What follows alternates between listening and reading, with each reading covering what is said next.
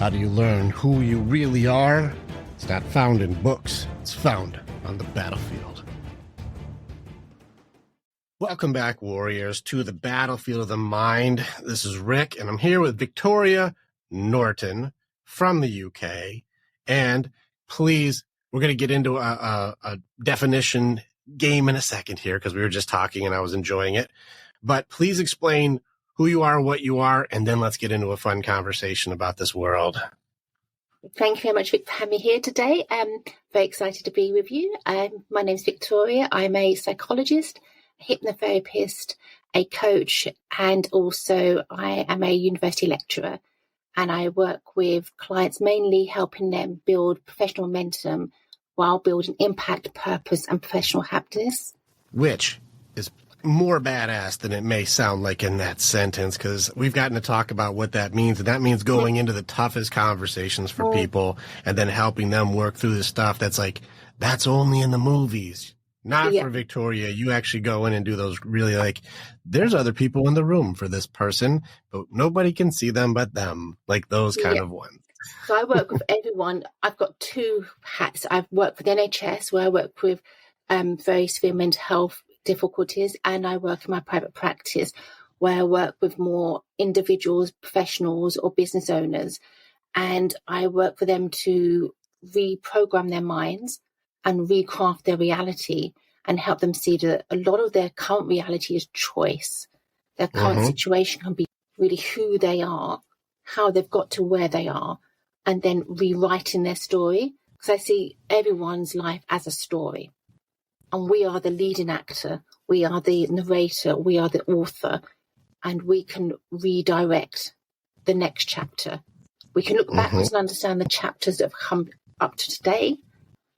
But if you opened up your book, just flicked it open today, and the next chapter's blank, you can write that chapter.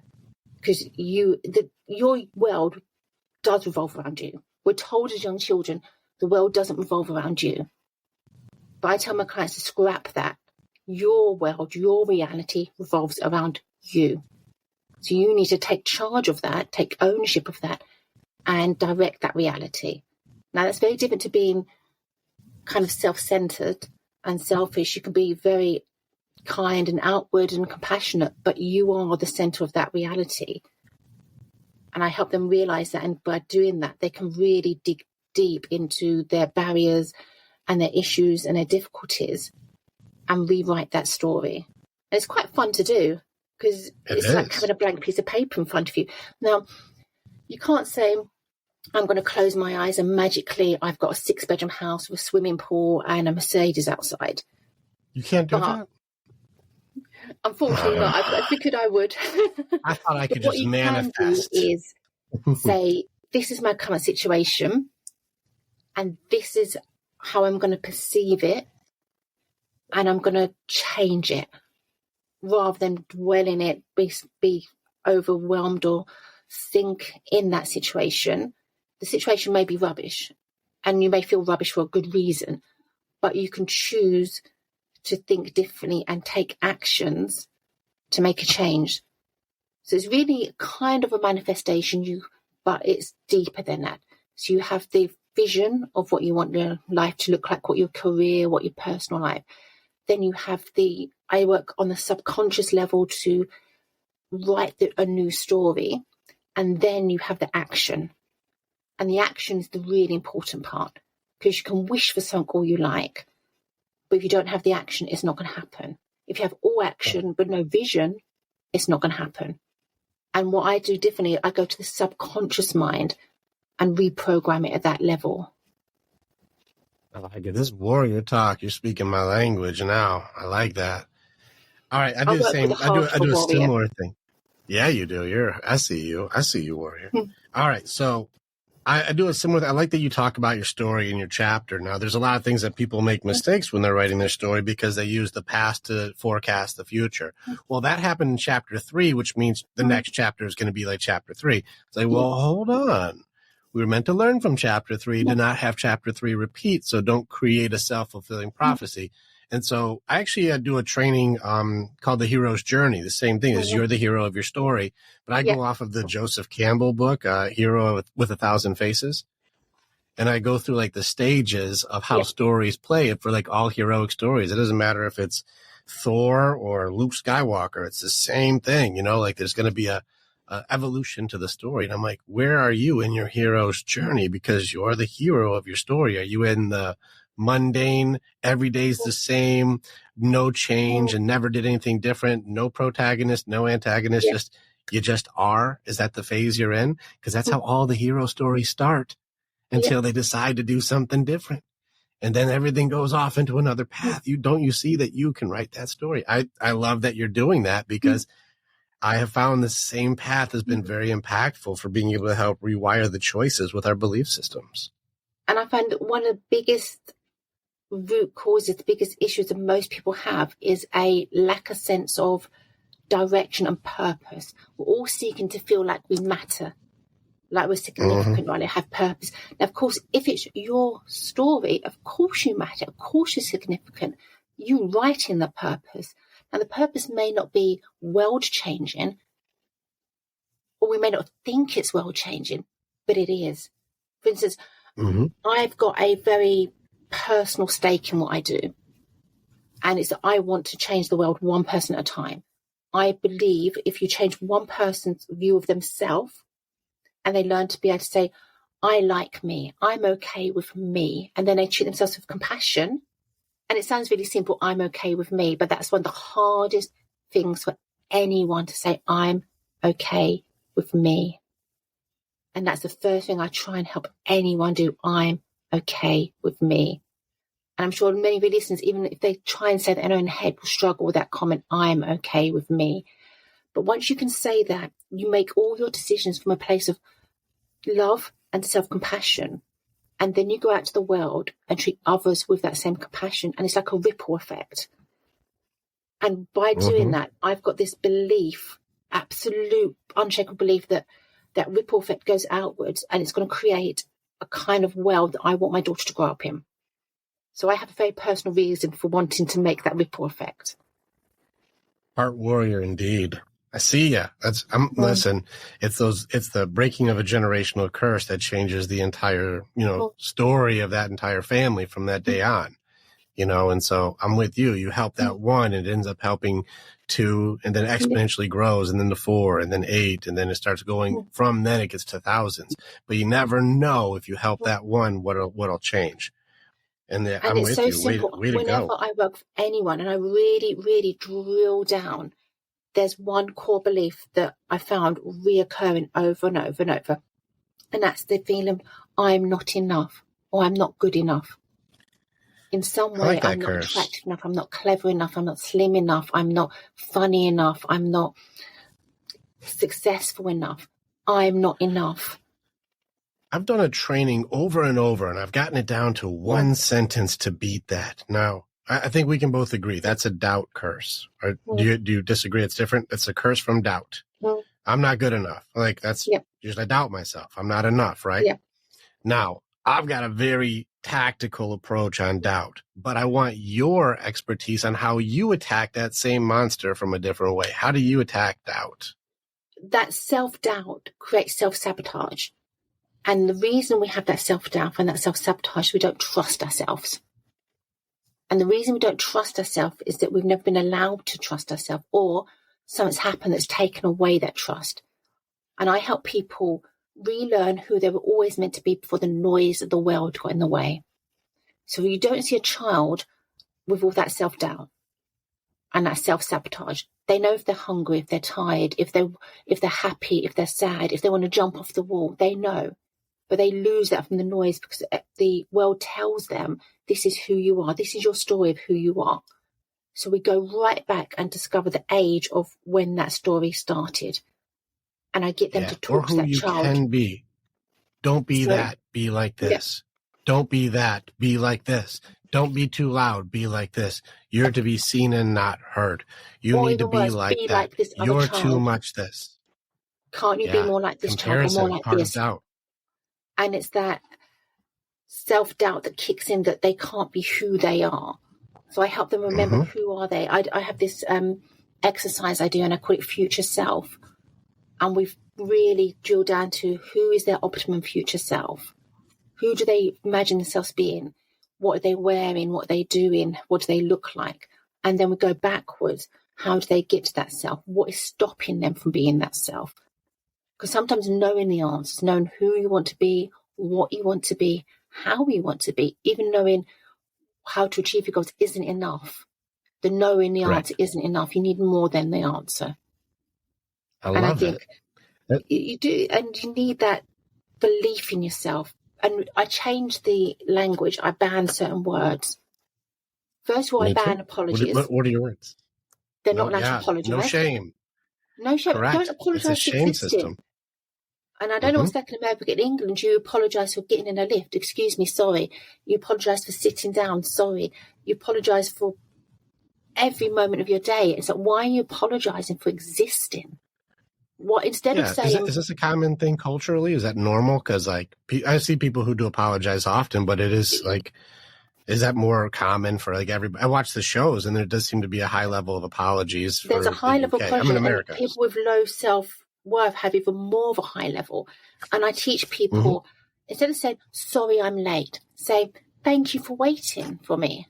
So you're acknowledging the other person's compassion or kindness and what they've done for you without apologizing. If you were purposely late, if you were sitting at home going, I can't be bothered to leave you, I'm just going to leave them waiting, then by all means apologize.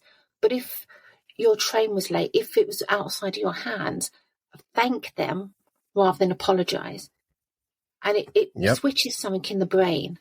And when you change your language saying, I feel I can't do this, or I'm too anxious, you switch it to I can statement.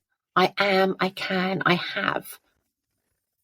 And I just make them, literally throughout the whole session, I stop them almost every other word and make them change the words they're using. Because the language we use is so, so powerful.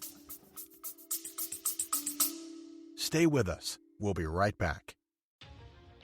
Warrior, thank you so much for being a part of the information that we have. And you're part of our story as we are a part of yours. It's very much an honor to be able to connect with each other. If you want to know more, or you want to get started with working with me or working with our warriors so that you can begin your path to authenticity, strength, leadership, and accountability, this is the way. Together, we are way stronger. Now you get to choose. Do you go forward or keep doing what you've always done? If you stay where you're at, hey, click on some of the stuff and follow what it is. We got motivational stuff. We've got podcasts. We've got more things. Just subscribe and do the stuff, and we'll keep you updated. But if you want to start going in, start jumping into what our programs offer and start your journey and being the hero in your own story.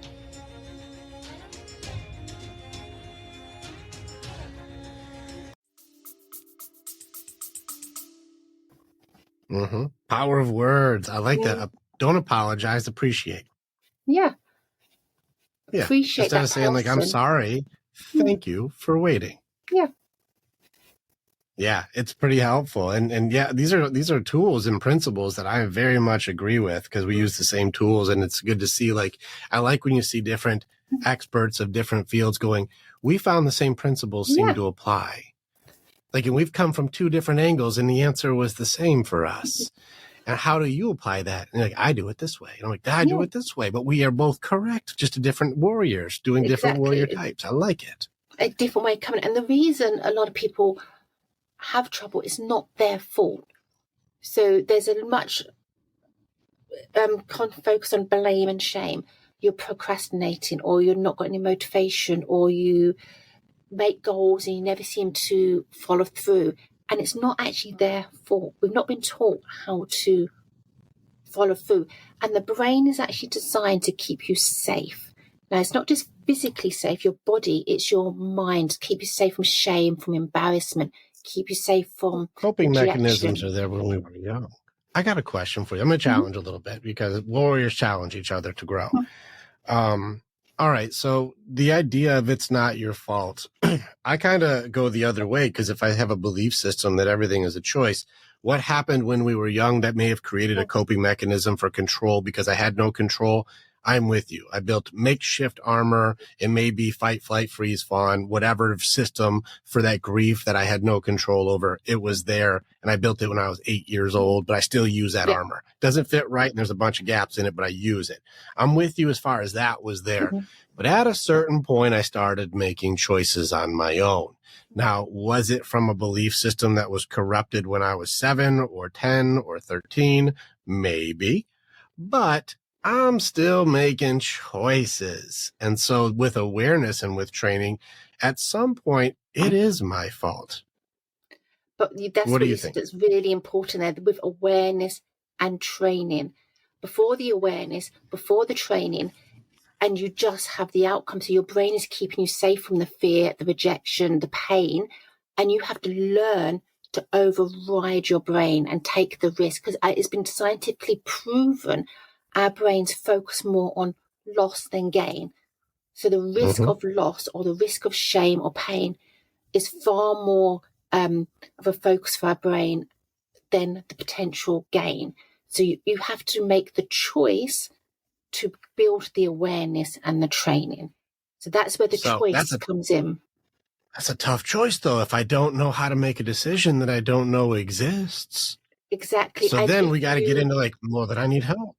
Exactly. You need that guidance, that support, that accountability of saying, but it's still a choice to say, put your hands up and go, okay, if I keep doing what I've been doing, I'll keep getting what I've been getting. I need something to change. That's your choice, putting your hand up and go, I need something to be different. And I know that I'm not getting there on my own. I need some help or support here. That's where the initial choice lies. Now, I got a fun one for you. I'm going to have you jump into my sphere a little bit. I work with men. Men is my main thing. There's a lot of women's groups. I built a men's transformation. We go in and do the hard work. So it's not like information group, buy my videos, buy my bullshit. We go in together and fight demons. We go and break curses. We do tough things. Now, when it comes to men, let's just call it what it is. It's like herding cats. You've got cats. You go, come here. They're like, not listening to you. It's like herding cats. Guys actually don't seek advice or don't take advice until crisis. Yeah. Until what they're doing happens to just, I got no other answers and it's all going wrong. That's when they start doing it. Correct. Even if it's a sickness, for example, even if they're sick, it's like, oh man, I broke the arm. They're like, I'll give it time. Maybe they'll just heal by itself. Get some tape on it, it'll be fine. Some masking tape. My dad once drilled through his finger and he put masking tape on it. There's actually a hole through his whole finger, masking tape. It's fine. This is what we do. If we go to make a doctor's appointment, that's because we know we're about an hour from dying. Like, I've been letting this thing build up for 3 weeks and it's just getting worse. And I'm pretty sure this is it. Maybe I should schedule an appointment. Maybe. Like, that's boys. And so here we are. We're stubborn. We're tough. We got to do it on our own, right? Well, if I need to seek help and I have to wait until crisis, how are we supposed to know what we don't know if we're stuck in our own way? So help me help guys be able to know, what should I be looking for or what should I be seeking before I hit crisis? What's your opinion? Well, seek the warrior heart. The warrior heart is courage. The warrior heart is vulnerability with ourselves and others. That is the true warrior heart. It's not being we jumped ahead really tough far. And hard. It's harder to be vulnerable. Yeah, so here you are. You're jumping to the answer now. I know working with boys, especially me as a type 8 Enneagram, the challenger, the most aggressive, vulnerability is weakness. Vulnerability is stupid. And whenever I show vulnerability, I'm taken advantage of. I'm treated like shit. I'm not. Vulnerability is dumb. Crying, what am I going to cry for? You're just going to leave me if I cry. And being weak, tell me why weakness is a benefit, please. People don't understand this is a high level growth. And it's self-fulfilling. So you don't allow the new information in that disproves that theory. So you've got that internal theory, that internal story, but to disprove it, you've got to take that risk that allows different outcomes that disproves it. So you've got to allow yourself to be weak to prove that being weak is safe. But you can't be weak without knowing it's safe. So it's a chicken and egg story, isn't it? That's so difficult. And that's why it's mental health among men is so critical, and there's more suicide, especially among young men. And at work, I work with a lot of professionals and people starting their own business, and 60 to 90% of doctor's appointments are booked for stress. And 89% of people say at some point in their life they suffer professional anxiety and depression, because in the workplace you can't show it. You can't say I need a Duvet because I'm feeling a bit stressed or anxious. I'm feeling a bit worried or overwhelmed. So it's changing the language of stress, anxiety, and overwhelm, because some people will see those words as weakness. But by stepping back and having that self-care, whatever it may look like, you become stronger.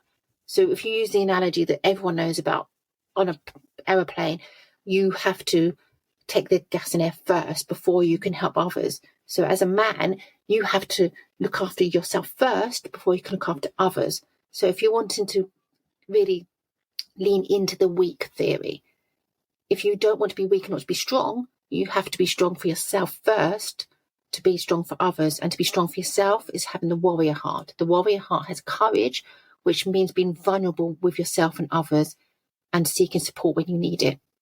Yes, I do definitely want to get into this. There's a couple things that you're talking about where we're going to go hard on this group of stuff. There's a thing I want to do first, and then I want to jump back into all of these topics, like the categorization, vulnerability, courage, suicide, stress, outlets, anxiety, depression. And then I definitely, just so you can have this and you're ready, is I want to attack judgments together. Like I want to get into that one pretty hard because I think it's a core piece for society dying. So first, let's talk about what we were talking about at the very beginning before this call started going. There's a few different circles that people can seek. Like, how do I find this place where I can work on these things? How do I find this place? And there's clinical, there's counseling, and there's school of hard knocks. And I kind of want your definition of each of these so people can kind of get an idea of like, what is it that I'm looking for? So if I don't wait until crisis, but I can go to a place that makes sense for what I need. What's the difference from clinical, counseling, or hard knocks? Please give me or even just certified and kicked ass. Like, I want to hear your opinion. To make it even more confusing, you've also got hypnotherapy. You've also got manifestation, visualization, all these different things that people are being hit with at the moment of different avenues of what they can do for help and support. And I think what's really important to understand is individualistic, whatever works for that person. There's no judgment. It's been proven, no one therapeutic approach is more effective than the other. I know that's quite a bold statement for me to say, but it's true because it's what you believe will works. All right, so, let's challenge what's out in the world. Okay, what's clinical, what's counseling, what's hard knocks? What's your opinion? What are those? So the kind of baseline clinical is more medical model, and in the UK that's more NHS based, although that's changing quite a lot. What the medical model is becoming much more holistic. Counselling it's because I work in the NHS as a counselling psychologist, and it's becoming much more holistic, the approach. That's interesting because it's been going the other way where it goes in symptoms and medication for a long time. Yeah, so it used to be very much to go holistic. Much more. It used to be much more pathological. This is your illness. This is the treatment.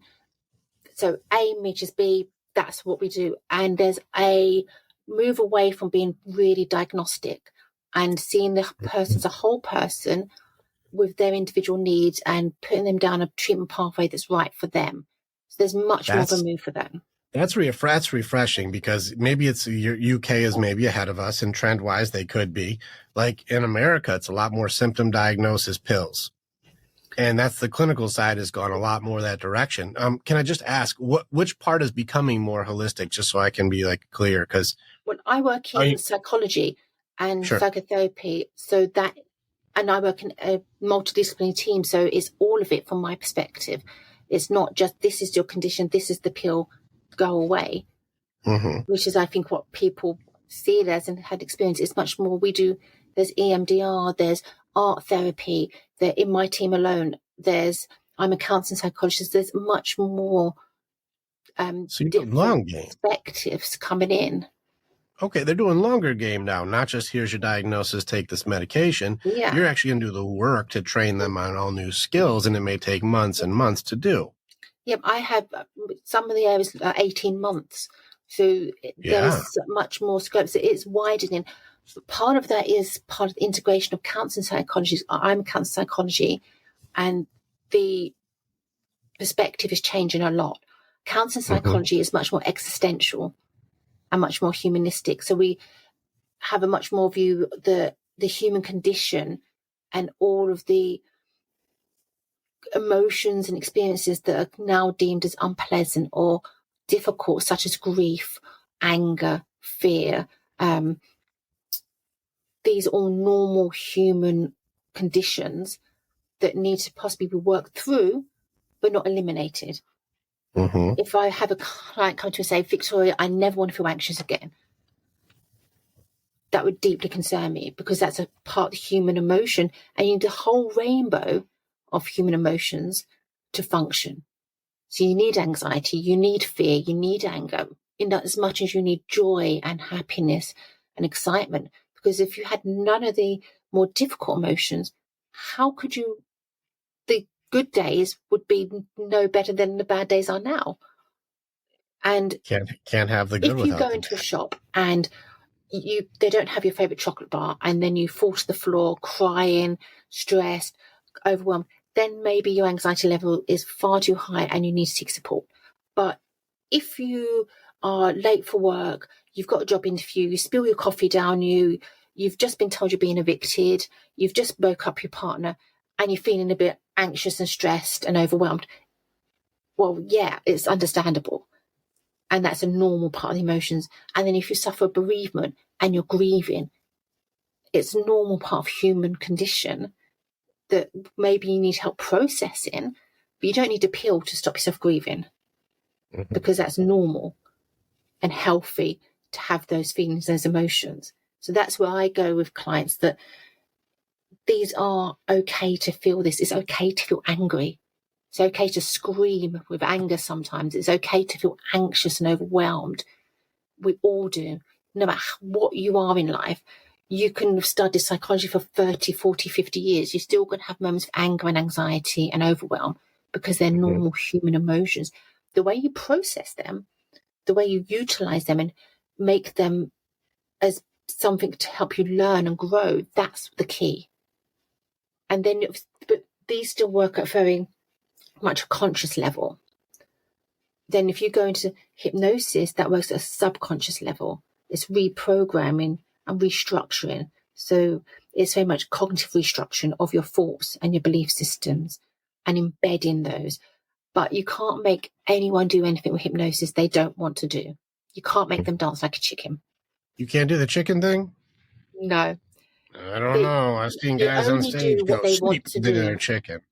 They only do what they want to do. So you suggest, you will feel more confident, you will feel more at ease, you'll have a greater clarity of mind, but they have to want to follow that through. You'll have better communication skills, you'll be able to speak more clearly in your meeting next week. But they have to want to follow what you're saying. It's willingness, and this is the one piece that I've noticed with, like, even when I talked, I'm going to throw a shout out to Dr. Anthony Dahlman Jones. He's written multiple books, and him and I would talk with each other often.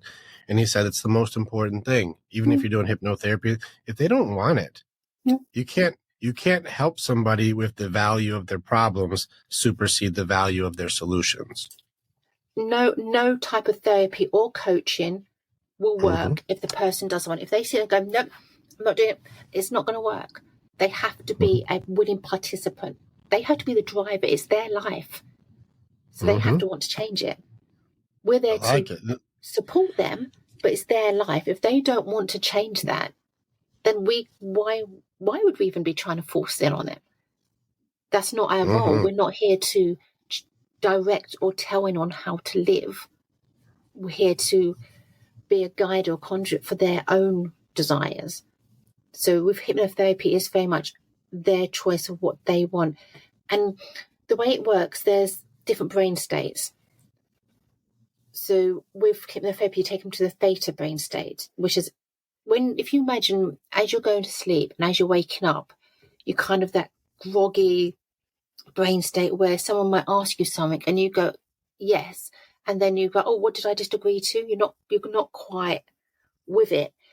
And the way it works is that bypasses the barriers and the blocks and I'm not doing this is going to be weak, I'm going to just hold this wall up, because that wall's not there because in that kind of brain state. So you go straight in to the reprogramming. And that's how that awesome. works. And in the theta state, like maybe I don't want to mix up with like delta or some of the other states. Theta is one of like the main like make it happen states. Is that one of the bigger ones where like it's where like your manifestation starts to become a reality, because in this part of your belief system, it starts to go like, this is a belief I believe is absolute. And then we create a self-fulfilling prophecy. That's the state, right? Yeah, because it's buried so deep.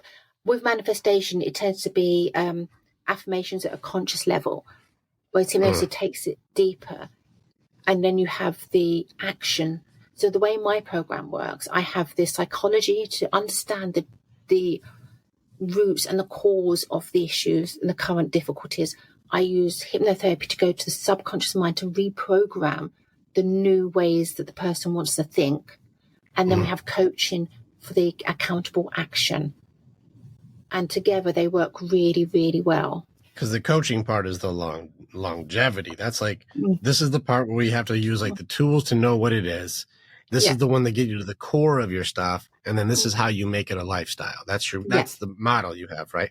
Yeah, because I don't want to help people just say they've got a current goal, they want to get a new job. I don't want to coach them to get a new job. I want to coach them to change the way they think and feel about themselves, the way they put themselves out in the world, and the way others perceive them, so that they don't need me anymore. They get their new job. Then something else happens and they can actually coach themselves through it. They can change their way they're viewing that new problem or situation. So it's changing the way they approach their life. You're talking warrior talk, but I've talked to a lot of people who you see out in the field, especially the counseling or therapy world right now, where it's a lot more talking than training. And you're talking about training, which is a funny way to play with those words. So it's a mixture, because I use the psychology, hypnotherapy, and the coaching. It is much more accountability and action. So I'm not delivering pure therapy, because that wouldn't be necessarily the action part and the guidance part. So it is a kind of scientifically proven methods in each of them that I incorporate together in quite a unique way. I've not seen it much elsewhere, that combination, but it does work. But my hypnotherapy trained in is cognitive behavioral hypnotherapy. So it's like CBT, but with hypnosis. That's awesome. Yeah, because I'm CBT is my main thing. And so that's where I operate the most, but I don't do hypnotherapy. That's not my thing. I'm going to stay in like challenge belief systems awake. What do you want? Let's dig in, because there's an onion that we got to dig into here. But that's cool that you can go, we can actually dig in with hypnotherapy, and you have a very clever like teleport system. Now believe it subconsciously, and you can also rehearse it. So for instance, if I've got someone that's scared of heights, you can rehearse going towards that bridge over and over and over and over until they're no longer scared of heights. Or so you can rehearse. So you're talking about hypnotizing somebody into like exposure therapy.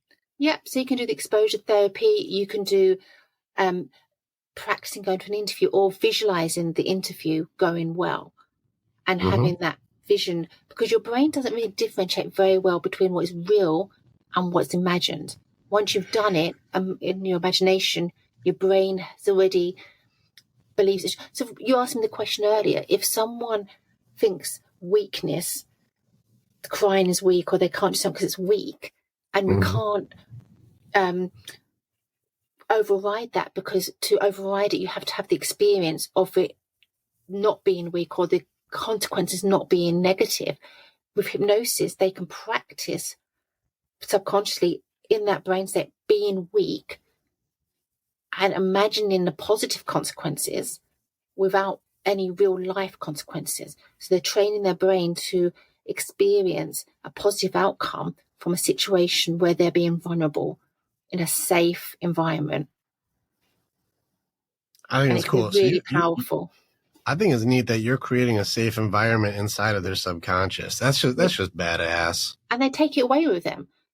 Mm-hmm. I mean, I do some really simple things that they can do in the moment, so they can quite quickly pull on them exercises and do it wherever they are and pull it back. Or I'll teach them a trigger word that they can quickly say to themselves that takes them straight back to that scenario that they did subconsciously in hypnosis. Now, is that hypnotherapy or is that like neurolinguistics? Because I see that done a lot more in NLP, like create a different trigger and different connection. Similar, they all overlap slightly. They sure do. Working on the subconscious. So even psychotherapy, because I do psychodynamic therapy, very Freudian based as well. Mm-hmm. So they're all kind of, a lot of them have very similar approaches, but they're worded differently or they've got different names.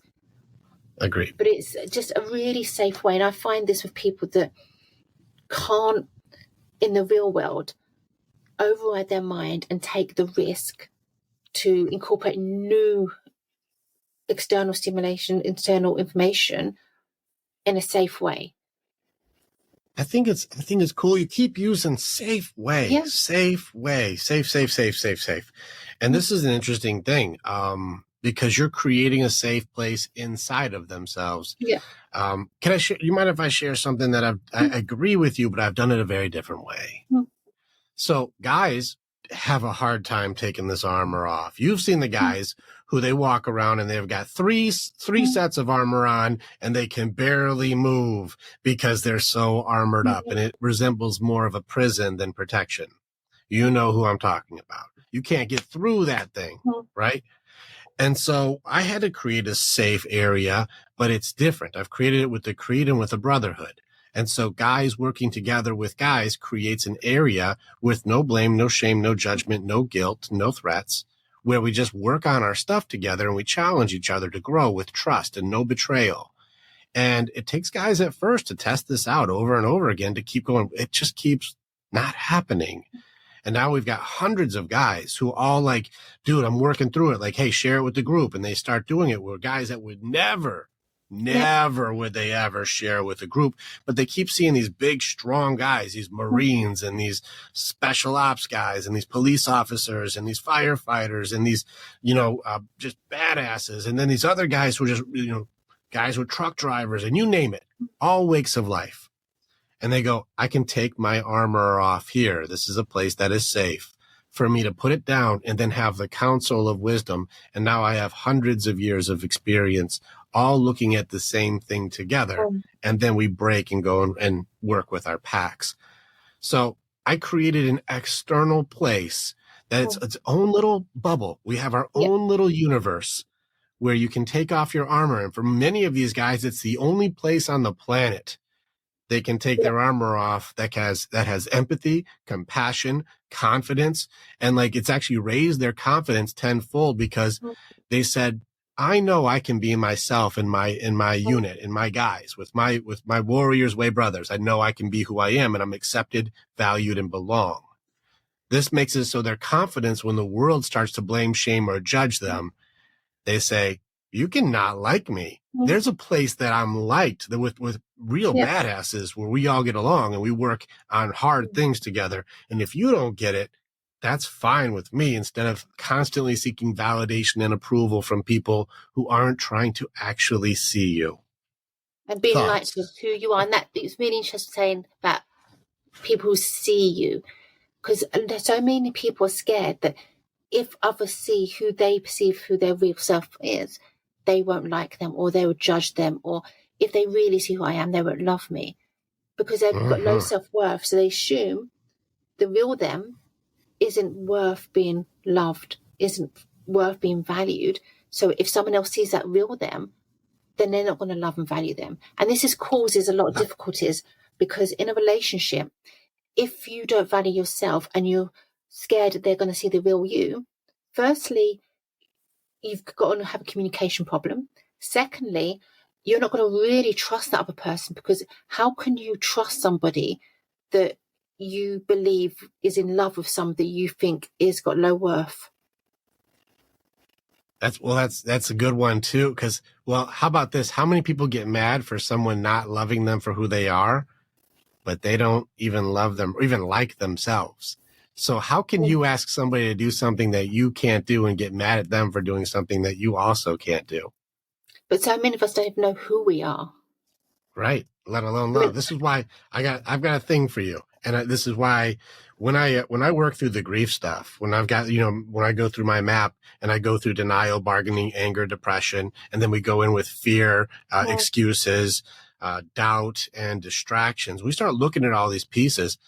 The ones that are the nastiest stay off your radar real quick. You think it's going to be depression, or you think it's going to be anxiety, or you think it's going to be anger. I think the nastiest asshole on the list is denial. I think it's the Trojan horse. It's I'm your best friend. I'm your protector. I'm on your team. I'm going to make you safe. I'm going to make you secure. And this is the mask that we wear, the personas we pretend to be, how you alter who you are to fit in or belong. And the worst thing that could ever happen is when you become something that's not you and it works. If you're successful at putting on a mask to be something you're not, and people love it, then you live your whole life as something completely inauthentic, and eventually it cracks. But that's when you don't have that sense of purpose, or I've met so many clients that are on the surface, they might be a CEO or someone really successful, but they don't feel successful because their authentic self is not aligning with their external self, so they don't feel successful. Correct. Or they may not feel successful because they don't really value themselves. I mean, I've been there. I've been where I can list all the things I've done, and on paper I look successful, but I didn't feel successful. I felt like I wasn't good enough. I wasn't enough. Or people feel like a fraud, or they feel like the imposter syndrome kicks in. I'd look at myself and I'm not good enough. I'm not enough. And it can hit anybody. Yeah. I'm curious, though, because we got into the doubt talk. I want to get into judgments next, because this is all part of that. But I'm curious with this doubt thing. The comparison curse is a nasty one, because comparison curse, I have it broken down into 2 base levels. And then as it gets deeper, fear and all these other pieces get into denial, gets involved. But the base pieces to it seems like it's doubt plus bargaining. You're not good enough, but you could be if. And this is where, you start putting those pieces together, you're not pretty enough, but you could be if you wear this makeup. Or you're not skinny enough, but you could be if you buy this product. Or you're not young enough. Yeah, you could be, though, if you change this or you buy this exercise machine or something. You could be, which, of course, the bargaining aspect is a false future. It's a false fantasy idea. I can't see, it's not real, but it gives a false promise. And this is a part where that's a tough curse. The tough comparison curse is you're not good enough, but you could be if you're like her, or you could be if you're like him. You could be if you act more like that, or if you dress like that, or if you wear makeup like that, or if you dye your hair like that, or if you have those shoes, or if you get that job, or if you have this much money, or if. And when you keep trying to be something that you're not, or do it in an inauthentic way, even if successful, you feel like a fraud. Comparison curse is nasty, because it paints itself out as winning, but it's who won. Was it you or your persona? And it's so difficult to know where that level is and where that comparison starts. And it's not as clear cut as other people say, you're not good enough. You need to compare. I know from my personal experience, when I wasn't feeling good enough or successful, no one was telling me, you're not successful, you're not good enough. I had to really dig deep to figure out, where are these core beliefs about me coming from? Where is this story I'm telling myself about me coming from? Most women, I've noticed, it's around early teens. It's right when puberty hits is when you start getting compared to everybody else. Before that, you could be a girl. But now you're going into you don't look like her, or you're not getting the attention like her, or you're not popular like her, or you don't fit in like her. Then it starts getting into, you need to start being more like someone else, and you start getting compared to, you don't have the body like her, you don't look as pretty as her, you're not as funny as her, you're not as smart as her. It starts hard. I got 3 teenage girls, and boy, are they under fire. I would argue actually that is the surface start. It starts much earlier. And when I say it starts early, the comparison doesn't start earlier, but our core belief about who we are starts earlier.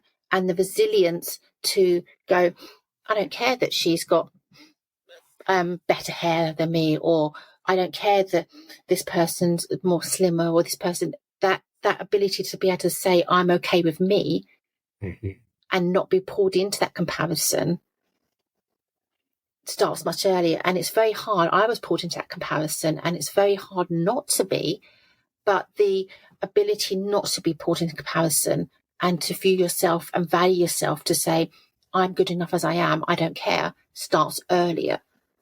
I have had a few coaches throw something out, and a couple other psychologists put this out there, and I have seen also very similar results.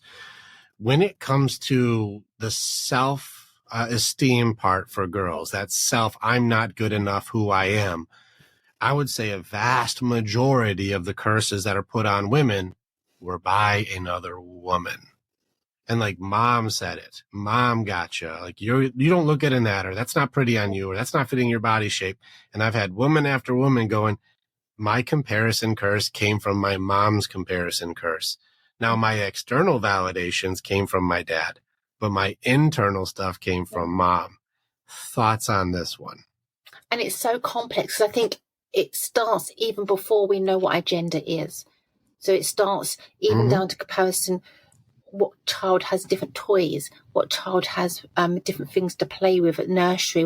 Then they're watching the adverts on TV, and it's all coming at you from such a young age. It's almost impossible to pick apart and figure out where is that a message come from. I know. I remember a teacher once said about me, she was only ever going to plod along. Now, it was a throwaway comment. I think I must have been about 7, but it's still with me. Just for us Americans, what does plod along mean? Kind of like coasting, never really achieve much. Like kind of just like kind of plod along, do okay. Kind of never kind of be. I love the different lingos. So I was just curious, what does that mean? So it doesn't mean she's going to be like really bad and not do kind of a dropout, but she's not going to achieve much. She's just going to be average, normal, plod along. Average at best. You're built to be average. That's her judgment of you. And I still have an academic insecurity. Interesting. It's crazy how people can drop that shit on you, huh? One sentence makes it so like the whole identity gets shifted from a belief. The scary thing is you don't know which comments are going to stick. I once said about my daughter, she must have been about 4 or 5. She's like a little whirlwind, like literally runs around, and she ran towards her granddad, bounces off the chair, and I said, be careful, she's delicate. Just didn't think. And from that day on, she's like, no, don't, be careful, I'm delicate. Not that delicate has a positive or negative connotation, but she took that comment, incorporated it as part of her identity, and owned that comment. I've said a million other comments about different aspects of who she is and what she is, but it made me realize my comment about the way she is being in the world. And I love that she's full of beans. She is completely full of beans. She just literally bounces off the walls. But I made a sarcastic comment about her being delicate, that because her mummy said it, she believed I'm delicate. And I have to be careful not to make it sound like being delicate or not being delicate is good or bad. But she's started to change her behavior. She became a mindset of fragility. And so on one hand, it seems like safety and security, but on the other hand, it may make her, adverse to risk and scared to try. And I don't know if I want to do that because I'm too delicate. And like, it may make her miss out on a lot of life because she tries to stay within us. And it was just a one quick thing we threw out there. And it's not something I said over and over and over. Like every other day, I'll stop you, you're delicate. It was one comment, and it just as a psychologist, it's terrifying. I think, oh my God, that's damaging. That could damage her. I better start saving for the therapy now. But you don't know which comment is going to be picked up by a child. You don't know how it's going to be embedded and incorporated and show up later on. You want to know what's funny? That is the difficulty. Tell me, here's the theory. I tell this with all my guys. I'm like, it doesn't matter how good of a parent you are, you're going to screw your kid up. Like, our job isn't to like make them not screwed up. That's not our job. No, we're screwing them up. That's definitely our job. Our job is to teach them how to train to be able to handle things, because we're going to screw it all up because one quick comment will mess up their self-esteem, and we weren't even meaning that shit. So like, I've also seen parents who did every book, had the best teachers and the best therapists and the best everything, and their kids have addiction issues to gambling and sabotage because they had things so good they feel like they don't deserve their life. How crazy. You can't win. There is no do it right. What's okay for one child could be damaging for another. Mm-hmm. You can't know how. I got two brothers. They're a year apart. One of them went down this madness road of drugs and abuse and alcohol and, you know, disowning family and all kinds of this direction of like gangster life and all this shit. And his brother, 1 year, same environment, is now finishing his doctorate. He's a doctor now, and he's a heart doctor, which is funny. So are we. But he's an actual, I will cut you open and work on your heart doctor. How interesting is it's not necessarily the environment itself, because it's the same environment. But these two kids went totally different directions, and they're 1 year apart. But it's not the same environment. Even with twins, it's not the same environment, because say one child gets whooping cough or colic and they cry a little bit more. They get a little bit more attention for that. So the other child gets a little bit less attention. So how does that impact their development? Or one child is a little bit more vocal when they fall down. Or one child is a little bit shorter than the other, so they seem a little bit more delicate. So even though you may think they're getting the exact same treatment, you may treat them slightly differently just because of the way they are. And then they act differently because of that. And then they take different messages away from it. Then who they interact with at school will be slightly different. And then what one might like TV a bit more, or just one might think when you put the dinner down, you tend to put it down to this child before this child. How does that impact them? That child gets served first, so I'm not as valued. Even though they're twins in the exact same environment, the environment is not the same. Right, yeah, I love it. It's such a good example too, where we don't realize that these micro transactions matter as much as they do. And we don't know. And this is where, like, testament to all the parents who trained you. You know, you're like, my parents had like almost no training and they screwed up almost everything. That's who trained me. I'm like, my trainers needed trainers because they didn't know what they were doing. In fact, most of this stuff they did is like, don't do that. So like, we also we're forgive all just ourselves a little bit, because we are doing what we can, and you could do everything right, but still things go wrong, or still no matter what you do now, how good a parent you are, your child will come to you as an adult and there'll be things they can say that upset them or hurt them or stuck with them, no matter what you do. So we have to forgive ourselves a little bit for not being perfect parents. I love it. Give some grace to yourself. We're all doing, your parents and us, we're all doing the best that we know. That doesn't mean we're doing great. It's just our best. As long as what you're doing isn't intentionally damaging. You're not intentionally trying to hurt them or damage not intentionally. Them. Well, we don't even know what's going to be interpreted as intentional. We're like, I the other day I made our youngest daughter cry because I just said like, well, a thing at school happened. That happened, right? And that thing that happened just made her sad. And I was like, how am I supposed to know just saying a thing that is your line? I didn't even have a judgment. I was like, well, a thing happened at school, didn't it? That's all I said. And they were like, I don't like that it happened. And I was like, oh, okay. Hey, whoa, what's going on? Yeah, but that's an amazing opportunity to sit with her discomfort and sit with her distress. Sure. I had to give her time. This girl, I have to give her some space. And then we talked it out. But it became an opportunity for sure. And I think we forget that as parents, and we try to not ever have them upset or sad. But actually, they're learning to regulate their emotions and saying, it's okay that you're sad. I'm going to give you some space, and then we're going to process it together. And I'm here for you. That's an amazing, I like it. Amazing parenting. That's what we did. Yeah. I got to remember too, because people forget. If you got a teenager, forgot teenager's hard. I think some people forgot teenagers hard. 13 is fucking hard. Everything's different. Everything's changing. You're not built for anything yet. You're getting put into these really difficult scenarios. Teenager is hard. Everything's changing. Everything. Every single thing is changing. And so like, you're supposed to just keep cool and be awesome through the whole thing. Everything's different all the time. And so we're getting more responsibility. We don't know what's really going on, and we have to somehow keep a cool demeanor through the whole thing so we're accepted. Teenager is hard. And so go easier on your teenagers because they have to go through some asshole phases just like you did. It's okay for them to be emotionally dysregulated. It's okay for them to be angry at you. It's okay for them to act out a bit. That's healthy part of learning. Mm-hmm.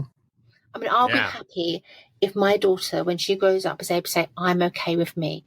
If I've given her a safe enough base that she can say, I'm okay with me, that's what I think, for me, is my aim. I like it. I like your target. Let's go ahead and talk about one of my biggest gripes on this planet. And it's become more and more glamorized and acceptable and without consequence. The one thing that seems to control and dictate and destroy I'm okay with me is judgments. This one motherfucking tactic is one of my least favorite things. And this is me being judgmental. It's one of my least favorite things that I watch people do is to destroy somebody with an opinion. And because we're social creatures, we want to fit in. And so if I was like, Victoria, you're going to wear green on this show? I don't know about that. And you'd be like, on one hand, well, I do love this dress. I feel confident, but I do want to respect the show. And I don't want to look, inappropriate for this. And so now that one opinion, me just throwing that judgment for acceptance and approval and what I just made up a rule for what is appropriate. Now you're like, well, should I wear a black dress or should I wear a different shirt or maybe a red one? Like now you start going into a different thing just because I threw out opinion. I just threw it out there. No agreement, no conversation. I just threw out what I think is right. Without permission. And now you're like, man, Victoria, can I give you some feedback or some advice or recommendations on what you're wearing? That's asking permission. But when we give sugared judgment, as I like to call it, so, oh, you look much better in this. Have you considered wearing that instead? Because I don't think that dress will look right on the show. So it's almost a sugared judgment that's really hard to pick out. It's actually quite cutting. People do passive aggressive sugar judgment though, and that's where it's tough. Like, oh, you're going to wear green, huh? Okay, here we go. And you're like, what's wrong with the green? I'm not thinking what's wrong with the green. Wrong with I didn't see anything's wrong with it. But you saw, I just threw that passive aggressive cadence in there. And now all of a sudden you're like, wait, is there something wrong with this? Oh, I didn't say something's wrong. I was like, oh, we're doing that choice, huh? Yeah. You're wearing green today. Oh, okay. You chose green dress. Okay. That's a little concerning, but cool. We're going to just move forward. It's cool. And you're like, concerning? Wait, what? Why is it? Wait, what's wrong with it?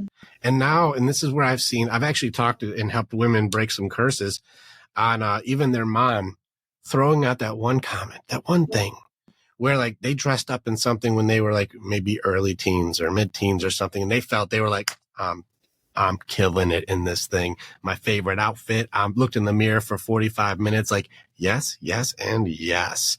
And then they come out and within seconds they go, oh, that does not fit your figure at all. That does not look good. You should change. Now, it may have come from a place of construction, but that one judgment of that does not fit your figure now makes them question their figure, question everything about their likes, question their their authenticity. And now my figure is bad because my favorite outfit doesn't complement my figure. And now there's something wrong with my figure. One sentence. Or my ability to choose figures. And I say, when I've worked with people that are single moms, single dads, And it doesn't matter whether it's from a mum or a dad or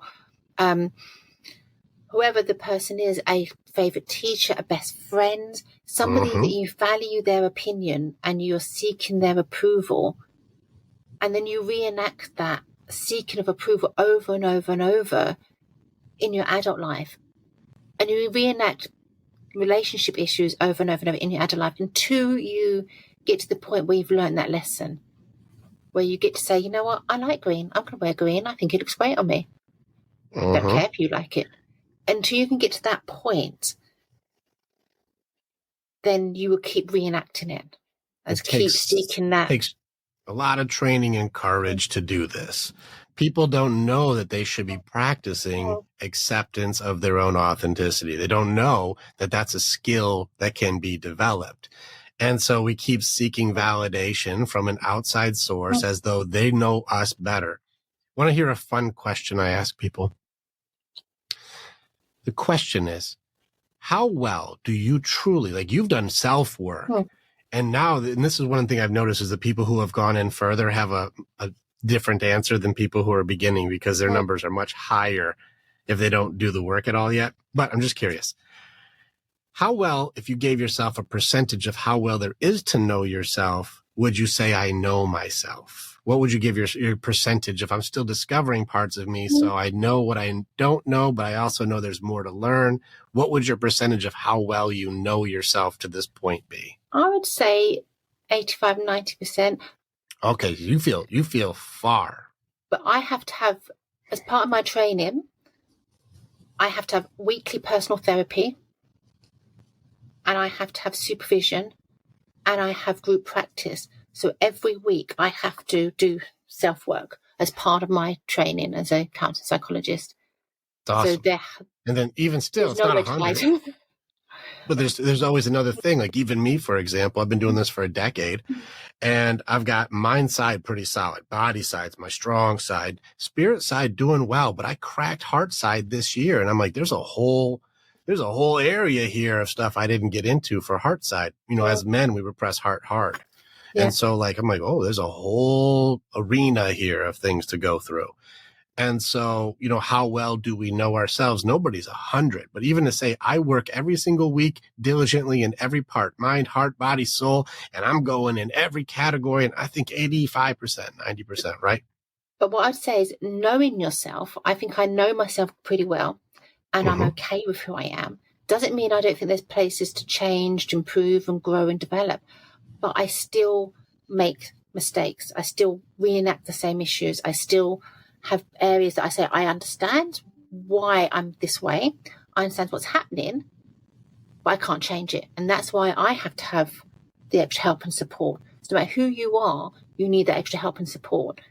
Got it. None of us are above that. We're not, I'm with you. Let's take it the other way. If you know yourself as well as you do, and you've had to work super hard to figure out your stuff and, you know, even know of your flaws that even aren't even sorted out yet, how well, if you gave a percentage, would you say other people know you? That's a harder question. Truly know you. Like if you had to just give, it's a subjective question, so it doesn't have to be like proven. But like if you had to go like, how much do I really share, and how deeply do they really care, and how much do they really know? And this gets from everything from like, you know, like your deepest, darkest secrets to your perversions to your things that you don't tell anybody about. Like how much do people really, really know you? I'd say there's probably about 3-4 people that probably know me, probably about 80-90%, because I share. I'm a bit of an oversharer with some things. But that's 80, from my training, because I think it's really healing. But the rest of the people, probably 60%, 70%, because you're different with different people by necessity. So I wouldn't necessarily...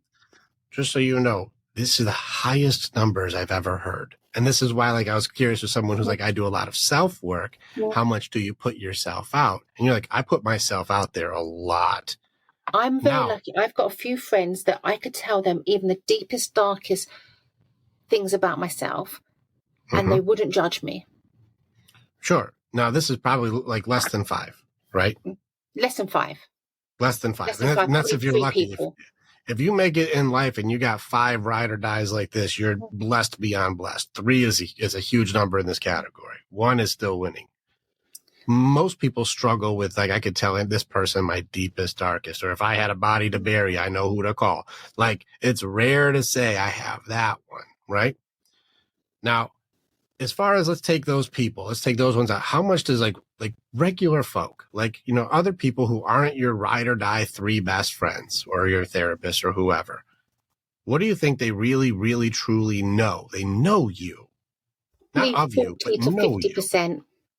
Dang, you put a lot out there. You really just throw it out. That's a lot of information to put out. Yeah.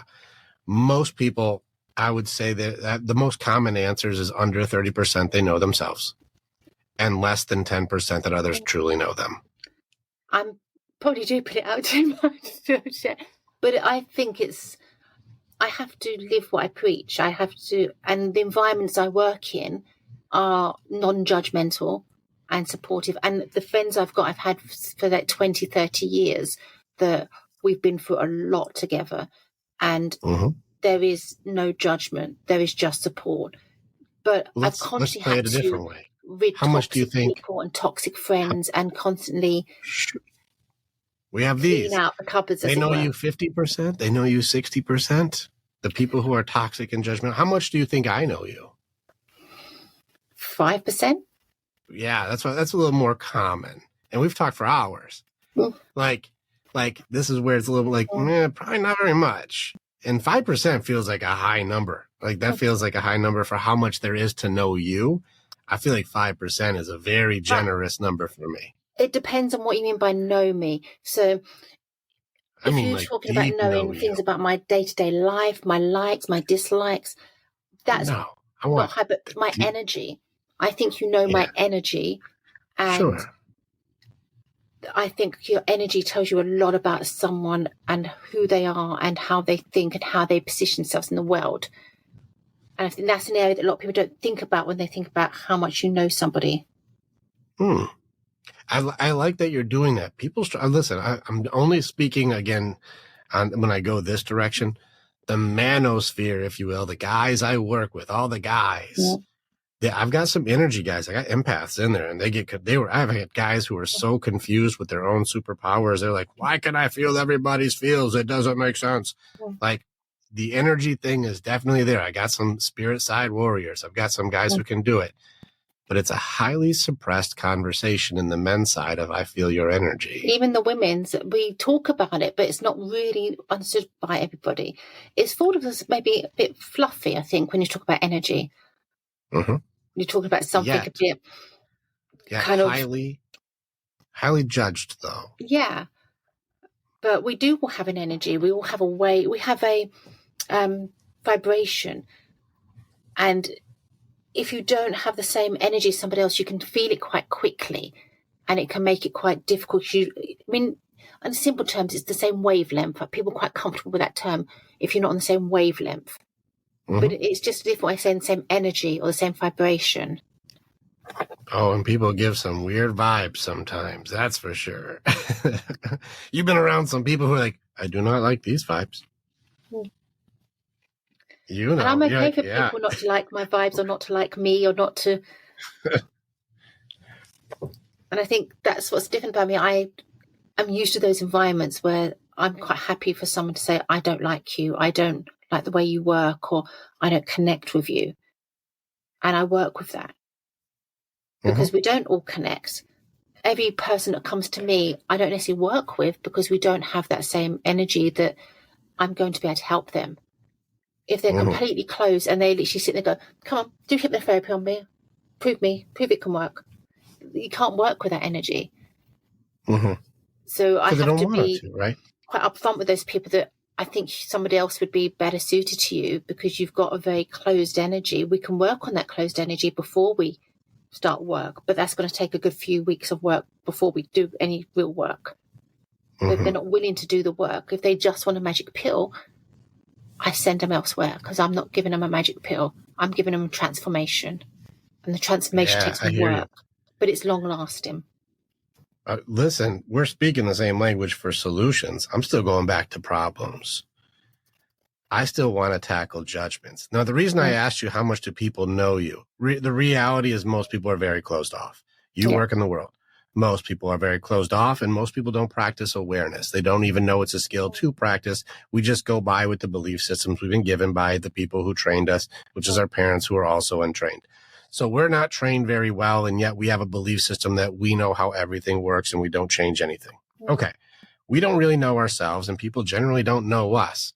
But how much of the opinions of people who usually know less than, let's just be super generous, 20%, they know less than 20% about you and yet have a 100% belief system, like application inside of your heart or your mind or even your soul. I'm not good because somebody didn't like it. Like I was just using the green dress. Your green dress is killing it. You're rocking. I haven't seen it, but this seems good. But if I was like, I hate green dresses, I hate them. I don't really even know anything about it. I don't even know anything about the thing. I just made a thing and I didn't have to know any information. I don't even have to have a fact to even make that up. I don't have to have anything. And people do this all the time. You're delicate. You're a green dress. You're a thing about you're tall, you're skinny, you're fat, you're stupid. You're going to plod along. Like these things where you're like, these are just plop, just an opinion thrown around willy-nilly, and yet that approval system inside of us tries to alter ourselves or feel like we need to change for the approval or acceptance of somebody who is actually using this tool to alter us. It's a control system. It is. Now, I can kill on this thing for an hour. Please, what is your opinion of just using judgments and what's going on with like how people use it these days? I think sometimes it's subconscious, not intentional. And the difficulty is sometimes those judgments have been helpful. They've allowed you to develop cope mechanisms that have driven you. So for instance, that throwaway comment about me plodding along would have fed into a belief system that has driven me to prove it wrong in some subconscious way. And in some way, it would have built upon other belief systems that may well have contributed to me trying to be the career path I've taken. But at some point, it becomes maladaptive, destructive. So it's taking the judgments that have once been helpful and you've used that no longer helping you. And that is sometimes the point at which people need to get help and support to learn to think in a different way, to let go of the old belief system, because what got you to where you are now will not get you to where you need to go. And people cling to what got them to where they are now because it works. And then I wonder, why is it not working anymore? So someone may have had a judgment about, I don't know, their ability at school or their ability to be successful in business. They got told you're never going to be successful, and it drove them. But now it's dragging them down and making them self-conscious and have self-doubt. So you have to, at some point, rewrite that narrative that once was helpful. But I think the comments sometimes are made and they're not meant to be judgmental. And we need to almost let go of that blame of those comments and not get fused to them. I feel this because someone said this. You feel this because you've allowed that comment to trigger you, not because of what they said, they made me mad. Because the way you internalize that comment. So once you learn how to not be triggered by that comment, it has no power over you. And then you can move forward. So it's not about the judgment, it's about the power the judgment has over you. And once you remove that power of that judgment, it no longer matters. They can judge you. You can talk about my green dress all night. It doesn't matter because it no longer has power over me. But I give you the power over me, which makes it sound easy to stop that and makes it sounds easy to take that power back. But it's not an easy process. First of all, you need to see it's happening. And then with a lot of work and practice, you can take that power back. So the judgment isn't the problem. It's the power the judgment has over you. Now, this is a tricky game right now and these days because people are using shame, blame, and judgment to change society. And we're watching, and this is one of those things where, like, again, I work on the men's side, and the women are tearing these men down to just self-censor and shut themselves down. The men's suicide rate has never been higher. Like there's something happening with judgment systems that like toxic masculinity is a judgment, or some of these attachment disorders is judgments. Like some of these things where like here's my opinion of you and you're bad because if you're a strong man, you're bad. Like this is where judgments are starting to create shame for existing and being male. And it's happening where like it's destroying sons right now, kids. It's attacking the children right now.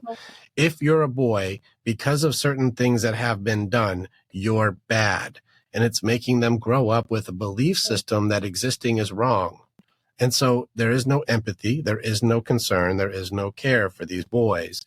And that's why the suicide rate is getting younger and more frequent, to the point where even in this conversation, there's been 74 guys up to this point globally that have killed themselves during this talk. Which is a shocking rate. That's an interesting thing. Absolutely shocking.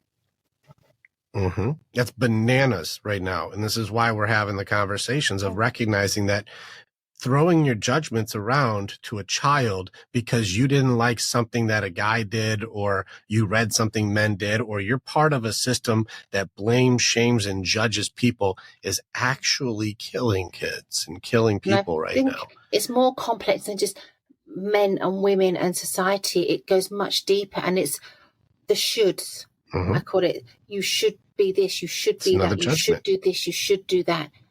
And to be valued, you should be this. To be loved, you should be this. And those shoulds start to rule us, and we need to remove those shoulds, because those shoulds, no one should be all over themselves.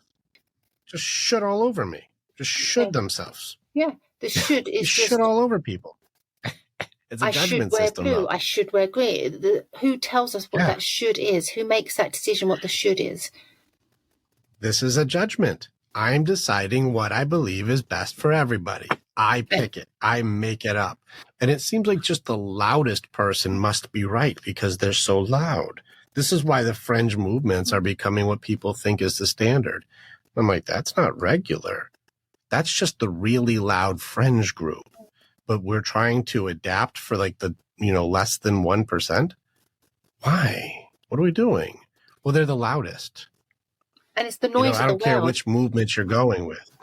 Yeah, go ahead. Who you were as a child, the noise of the world got in the way and told you should.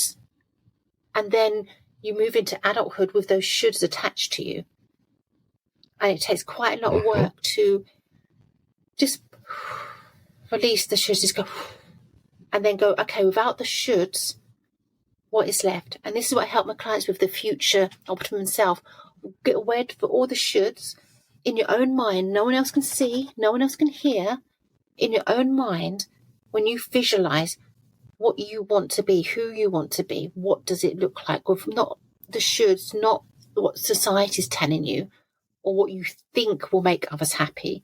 What in your mind, when no one else is watching, no one else is judging, no one else can see, do you see?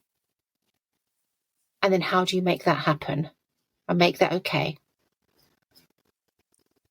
I think the core thing I'm seeing here solution-wise is going at it alone is by far the toughest and most dangerous way to do this. And this is a judgment. I'm not designed to. But doing it alone is going to be tough. We're not supposed to. We're pack animals. Yeah. We are designed to run together. And together we're way stronger. Victoria, I am with you. I appreciate the warrior stuff that you're doing. I love your system where you go psychological, you go into hypnotherapy, and then you go into real long-term coaching. I think you're going to make a difference in some lives. Absolutely. Your system seems sound, and I look forward to you just mastering of the mastery. Like, it's going to be exciting to watch. Right now, like, we both have a thing that we're doing that's not podcasting. We do real go into hell work. How can people, if they want to be a part of your transformation program, what can we do? Where can I send them to go, you need to work with Victoria Norton? Where should they go? What should we do? I work with people in a number of ways. I work with them in group programs. I work with people on VIP one-to-ones, which is real hands-on deep dive, where I only take a few of those a year because it is really transformational, and I'm really available, almost sort of completely available to help them, support them, and it's completely whole life transformation. And then I have my group programs, and I'm also bringing out an app come November, December time that's really going to be very accessible to people to go in and just have quick, easy access to short courses and in the moment immediate help. They can email me, they can contact me for a discovery call, they can check out my Instagram or my Facebook. I'm also setting up a website. I'm not very technical, I'll put that out there. So my website's been done for me, so that's going to be done soon, because I was getting by without one because the technology scared me, I'll be honest. But they can contact me on my socials, and then what I tend to do is have a real deep dive complimentary call to really identify what the issues are, what the difficulties are, and if we can work together. Yeah. Now, are you looking to have thousands of clients, or do you have the time for 1 million clients? How exclusive is it going to be able to have a true master in their corner? How many can you take on right now? Yeah. So my group programs tend to be maximum about 10 people, and my one-to-ones I only take on 5 at a time. So it's very kind of one-on-one, hands-on. And even so, for instance, if someone has a meeting that they want to speak to me beforehand, I try to be available for them. So it is very deep into their issues, and there's a lot of work to be done. So the people that come on my programs have to be prepared. They're not going to be just having 30 minutes contacts a week and left to it. I expect them to be 100% in, because I'm 100% in. And once they're in my world, I basically don't leave them alone till that transformation happens.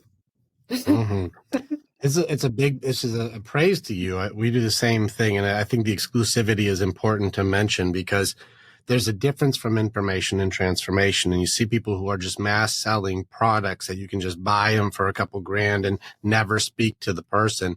That's not the world we're in. Like, you and I are both, we get in the trenches.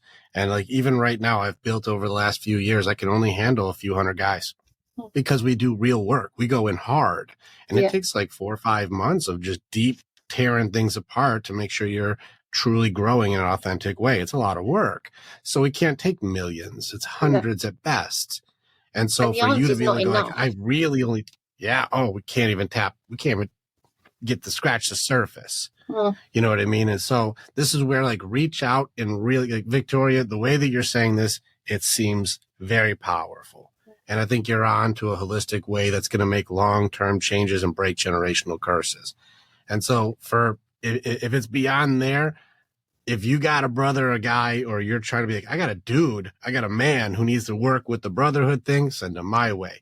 But if you want one of those 5 spots, which you should get, you better reach out to Victoria. The link is in this bio. If you're listening to this and made it this far, click the damn link, send an email, have a conversation.